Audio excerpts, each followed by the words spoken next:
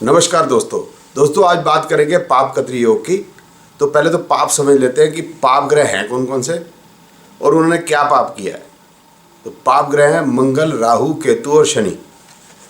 तो मंगल ने यह पाप किया कि वो सर्जरी कराता है, राहु ने यह पाप किया कि वो बेचारा चंडाल है, केतु ने यह पाप किया कि वो मोक्ष का कारक है और शनि ने यह पाप किया कि वो नौकर या आउट ऑफ कास्ट है।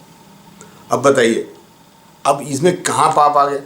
अब आपकी सर्जरी नहीं होगी तो आप बताइए आप बचेंगे कैसे? आप अगर चांडाल है, राहु चांडाल है, तो आप बताइए कोई मरेगा तो बताइए कि क्रियाक्रम कौन करेगा? मोक्ष के कारक केतु को पाप कह दिया।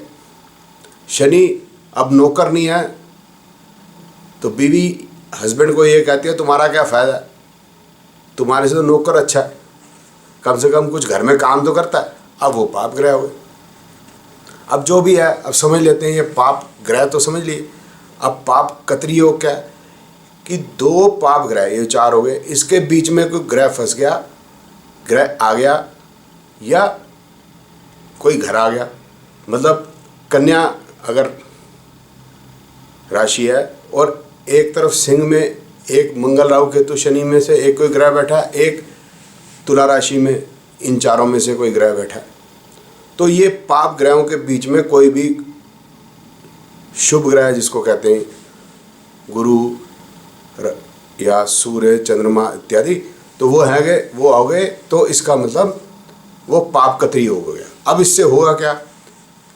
वो कहते हैं कि कत्री का मतलब सीजर्स, मतलब कैंची, तो वो उसको काट देगा। अब ये अंग्रेज़ों को भी सिखाते, तो अंग्रेज़ बोलेगा पापा कत्री होगा। पापा मीन्स सिन, कत्री मीन्स सीजर्स। तो उसको बेचारे को समझ आती नहीं, वो जो मर्जी कहते हैं। अब पाप का वो पापा समझते हैं, जैसे कृष्ण का कृष्णा समझते हैं, डायन का डायना समझते हैं, वैसे पापा कत्री होगा वो ऐसे कहेंगे। अब वो पापा का क्या मतलब है उन बेचारों को पता नहीं, उनको जैसे समझाते हैं ये समझ जाते हैं बेचारे। अब ये कहते हैं कि वो जो ग्रह है वो अपना पूरे दम से कार्य नहीं कर पाएगा जैसा वो है। अब ये समझ से बाहर की बात है कि हर जगह कोई ना कोई इफ एंड बट लगा देते हैं।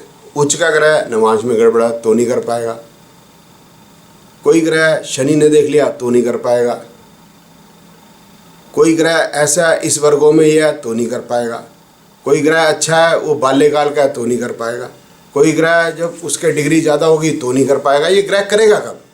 फिर अब इसको देखते हैं प्रैक्टिकली ये बात ठीक बैठती है नहीं बैठती। प्रैक्टिकली भी ये बात गलत बैठती है, आप देख सकते हैं, क्योंकि राजीव गांधी जी का जब जन्मपत्री बनाते हैं तो उसमें क्लियर ये बताते हैं कि राजीव गांधी जी के 5 ग्रह जो है वो वर्गों में हैं और माफ़ी चाहता हूँ सिंह राशि में है, और वर्गों में या कन्या में मंगल है और कर्क राशि में राहु है, तो पापा कत्री हो गया। अब पापा कत्री हो गया फिर भी वो प्रधानमंत्री बन गया। अब इससे ज़्यादा बेचारा क्या बनेगा हिंदुस्तान में?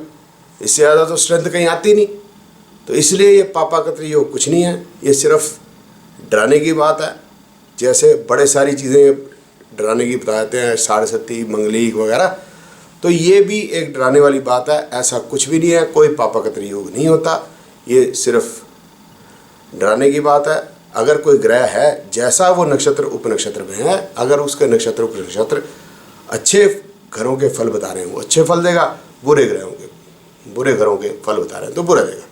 और वैसे भी कॉमन सेंस कम होती है जोशियों में, उनको पता भी नहीं है कि एक राशि में कितने स्टार्स आ सकते हैं, मिलियंस एंड मिलियंस।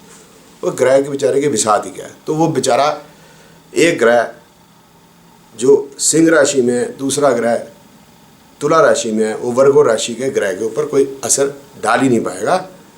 वो तभी असर डालता है जब आस्पेक्ट कंजंक्शन होती है, वो खुद ही कहते हैं।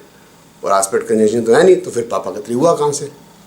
तो समझ की बात करें, अपनी अकल लगाएं और आप पाएंगे कि ज़्यादा ज़्यादा जो ये रूल्स बनाते हैं ये सिर्फ इसलिए बनाते हैं कि इनको समझ में कुछ नहीं आता और हमें कंफ्यूज करते हैं।